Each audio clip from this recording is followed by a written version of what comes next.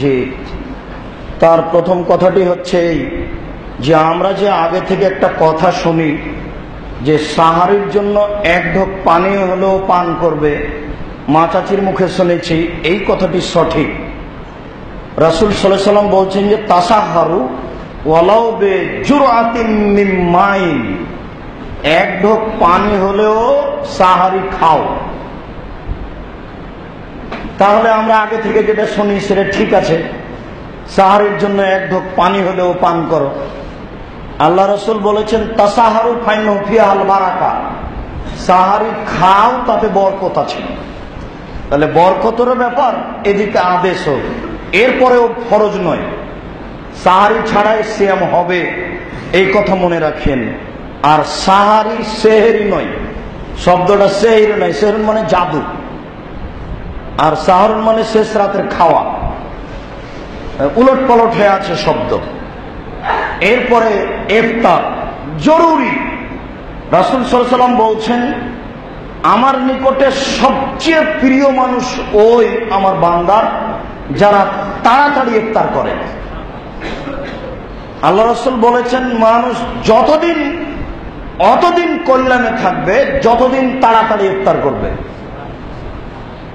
বিজ্ঞাপন পোস্টারে লেখা হচ্ছে, পেপার পত্রিকায় আসছে কথার কথা, সূর্য ডুববে 6:40, একটা কথার কথা। বিজ্ঞাপন পোস্টার রাস্তাঘাটে দেখা যাচ্ছে যে একটু দেরি করুন, সন্দেহ দূর করার জন্য 3 মিনিট পরে ইফতার করুন, মানে 6:43। এটা হলো রাসূলকে উপেক্ষা করা, আর এটাই হলো ইহুদি খ্রিস্টানের কাজ। আল্লাহ রাসূল বলেছেন ইন্নামাল ইয়াহুদু ওয়ান নাসারা ইউআখিরুনা, ইহুদি খ্রিস্টান দেরি করে ইফতার করবে। শুনুন, ইফতারের নিয়ম হলো পেপার পত্রিকায় সূর্য অস্ত যে সময় দেওয়া আছে তার চেয়ে 1 মিনিট আগে করবেন, এটাই সুন্নাত। একবার এটা দৃঢ়তার সাথে হিসাব করে নেন, 1 মিনিট আগে ইফতার করবেন, তাহলেই রাসূল সাল্লাল্লাহু আলাইহি সাল্লামকে ফলো করা হলো, পালন করা হলো। এ হলো সাহারি, এ হলো ইফতার জরুরি। তখন সিয়াম চালু হয় যখন খাওয়া বন্ধ, মানে আজান হতে যাচ্ছে, খেয়েছেন 2 ঘন্টা আগে, 1 ঘন্টা আগে, তখন থেকে আর স্ত্রী মিলন করা যাবে না, এই কথা ঠিক নয়। স্ত্রী মিলন ওই সময়তে বন্ধ যখন খাওয়া বন্ধ। এবার ঘুমিয়ে গেছেন, 7টা-8টা বেজে গেছে, তখন উঠলেন, সিয়ামের কোনো ক্ষতি হবে না।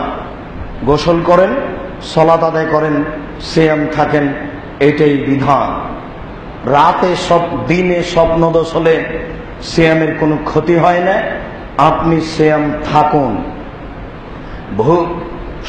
অনিচ্ছায় ববন হলে সিয়ামের কোনো ক্ষতি হয় না, আপনি সিয়াম থাকুন। দিনে পেস্ট দিয়ে দাঁত পরিষ্কার করলে, কাঁচা ডালে দাঁত পরিষ্কার করলে সিয়ামের কোনো ক্ষতি হয় না, আপনি করুন। রৌদ্রের প্রখরতা খুব বেশি, আপনি শরীরে বেশি পানি ঢালুন, সিয়ামের কোনো ক্ষতি হয় না। ভুলবশত খেয়ে নিলে সিয়ামের কোনো ক্ষতি হয় না। যেগুলো ইনজেকশন খাদ্যমূলক নয় সেইগুলো নিলে সিয়ামের কোনো ক্ষতি হয় না। যেগুলো খাদ্যমূলক ইনজেকশন সেগুলো গ্রহণ করলে সিয়াম বাতিল হবে, পরবর্তীতে করতে হবে। মনে রাখা ভালো হবে, শুধুমাত্র রমজান মাসে স্ত্রী মিলন ঘটে গেলে তার জন্য 2 মাস সিয়াম থাকতে হবে বা 60 জন মিসকিনকে খাদ্য দিতে হবে। শুধুমাত্র স্ত্রী মিলন ঘটে গেলে, যে কোনো শয়তানি করে সিয়াম ছেড়ে দিলে একটার জায়গায় একটা, মানে আগে থেকে একটা মাথায় কথা চেপে আছে, ইচ্ছাকৃত সিয়াম ছেড়ে দিলে 60 জন মিসকিনকে খাওয়াতে হবে, এই কথা বাতিল। শুধুমাত্র স্ত্রী মিলন ঘটলে তবু আপনাকে দিতে হবে, আপনার স্ত্রীকে নয়। দেখেন, সমান অধিকার নেই, জরিমানা আপনার উপরে, আপনার স্ত্রীর উপরে নেই। 60টি রোজা সিয়াম আপনাকে করতে হবে, আপনার স্ত্রীকে নয়। বা 60 জন ফকির মিসকিনকে খাওয়াতে হবে আপনাকে, আপনার স্ত্রীকে নয়। যে কোনো কারণে ইচ্ছাকৃত সিয়াম ছেড়ে দিলে একটার জায়গায় একটা। মনে রাখা ভালো হবে, ট্যাবলেট খেয়ে ঋতু হাইজ বন্ধ করে মহিলা সিয়াম রাখতে পারে, কোনো সমস্যা নেই। বন্ধ না রেখে নিজ গতিতে থাকুক, পরে রাখবে, এটাই ভালো। অসুস্থ মানুষ, গর্ভবতী মহিলা, বাচ্চাদের দুধ দিচ্ছে এমন মহিলা, এই 3 শ্রেণীর মানুষের জন্য সিয়াম অন্য সময়ে, অথবা ফকির মিসকিনকে দৈনন্দিন খাওয়াবে, তাহলে তার জিম্মেদারি পালন হয়ে যাবে। আমরা কিন্তু শুধু জানি অসুস্থ মানুষের জন্য 3 জনই সমান, গর্ভবতী আর বাচ্চাকে দুধ দেয় এমন মহিলা, আর অসুস্থ মানুষ যার তেমন সুস্থ হওয়ার আশা করা যায় না, এরা আরেকজন অসহায় গরিব মানুষকে খাওয়াবে। এটাই বিধান, এটাই শরীয়ত। প্রত্যেক মহল্লায় জুমা মসজিদে একজন মানুষকে ইতিকাফ করতে হবে, নইলে মহল্লাবাসী পাপী হবে, এ কথা মিথ্যে। ইতিকাফ মানে বিশেষ ইবাদতের জন্য একটু নিজেকে ঠেকানো। ভালো লাগে ঠেকান, ভালো না লাগে থাক, নিজের মতো থাকেন। ইতিকাফ মহল্লাতে হতেই হবে, এই কথা ঠিক নয়, এই হিসাব, নইলে মহল্লাবাসী পাপী হবে, এই কথা মিথ্যা। সাবধান থাকুন, এতে কিছু হয় না। এরপরে জরুরি যেটা কথা, সেটা হলো ইনহেলাল ব্যবহার করলে সিয়ামের কিছু হয় না। রক্ত অন্য কাউকে দিলে সিয়ামের কিছু হয় না, তবে রক্ত নিলে সিয়াম বাতিল হবে। বুঝাতে পারেনি কথা মনে হয়। রক্ত শরীরে নিলে সিয়াম বাতিল হবে, অন্যকে শরীর থেকে রক্ত বের করে দিলে সিয়ামের কোনো ক্ষতি হবে না। আরো উল্লেখ্য যে রমজান মাসে বিশেষভাবে গুল বা এরকম কিছু মুখ ব্যবহার করলে সিয়াম বাতিল হবে। যেসবগুলো ওরা ঘুম থেকে উঠে বা বিকেলে গুল ব্যবহার করে, এটা তার নেশা, সাবধান থাকুন। এইগুলো মুখে দিলে তার সিয়াম বাতিল হবে। এইসব বিষয়গুলি অতীব জরুরি ছিল, তা বলা হলো। সময় সাপেক্ষে যদি কোনোটা ছুটে গিয়ে থাকে তাহলে বললে হয়, দেরিতে যেন না হয়। আর একটা কথা আপনার কথায় মনে পড়লো, জাযাকাল্লাহ খায়ের, ইফতার করুন খেজুর দিয়ে, তাজা খেজুর।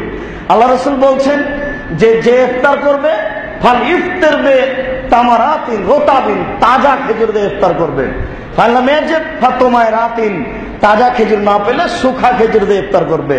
ফালাম ইয়াজিদ, যদি শুখা খেজুর না পায়, ফাহাসা হাসায়াতিন, কয়েক ঢোক পানি পান করবে। শেষের বিধানটি এমন সহজ, যা সারা পৃথিবীর মানুষের জন্য সুবিধা।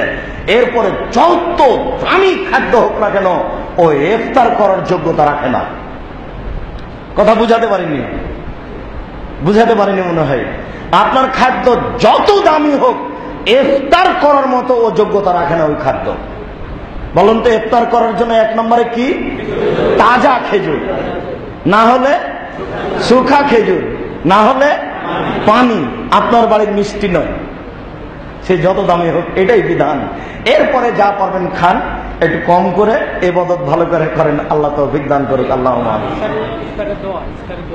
আর ইফতার করবেন বিসমিল্লাহ বলে, পানি মুখে দিয়ে বলবেন যাহাবাজ জামাত তালাতে লরুক সাবাত আল আজর ইনশাআল্লাহ, আল্লাহ ওয়ালা কাসম দোয়ার রিজকে কাফতার। তো এই দোয়াটি চলবে না, বর্ণনা করা ঠিক নয়। আচ্ছা, কি